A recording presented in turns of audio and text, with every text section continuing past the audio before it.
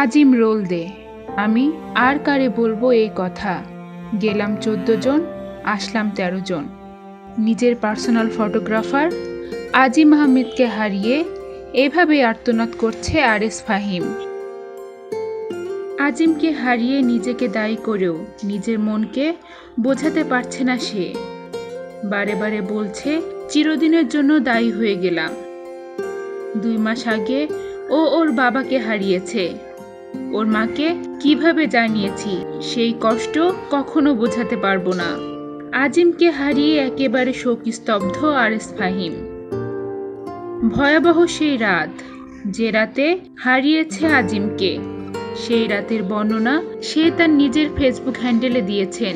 যেই বর্ণনা পড়ে চোখ ভিজেছে সবারই। আরএস ফাহিম লিখেছেন, কিভাবে বর্ণনা করব কিছুই বুঝতে পারছি না। বারবার মনে হচ্ছে সবকিছু কেমন জানি একটি দুঃস্বপ্ন। কিন্তু কিভাবে নিজেকে বোঝাবো যে ভাইটি আর নেই। চোখের সামনে সব দেখেছি, যা কোনোদিনও বোঝাতে পারবো না।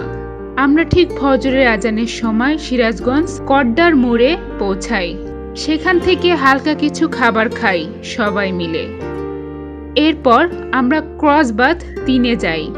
সেখানে আজিম তার মতো করে শুট নিতে ব্যস্ত ছিল। তারপর কিছু সময় কাটাই সেখানে। এরপর আমরা রওনা হই হোটেলের উদ্দেশ্যে। যাওয়ার পথে সে সামনে একটি গাড়িতে উঠে সানরুফ দিয়ে বের হয়ে শুট নিচ্ছিল। এর মধ্যে এসএস রোড দিয়ে বড় পুল পার হওয়ার সময় উপরে থাকা লোহার যে বারটি রয়েছে, সানরুফে দাঁড়িয়ে থাকার কারণে মাথা এবং বুকে সজোরে আঘাত হানে। উল্টো হয়ে ফিরে থাকার কারণে সেও বুঝতে পারেনি, যার কারণে আঘাতটা সরাসরি তার মাথার পেছনের দিকে লাগে।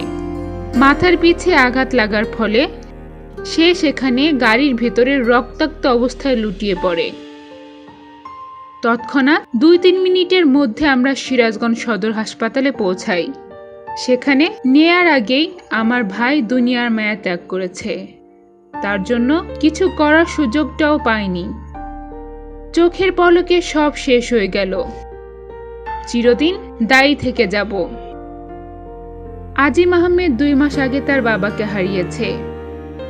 এরই মধ্যে পুত্র সন্তানকে হারিয়ে আজিমের মা প্রায় শয্যাশায়ী। মহান আল্লাহ আজিমকে যেন জান্নাত নসিব করেন। আমিন।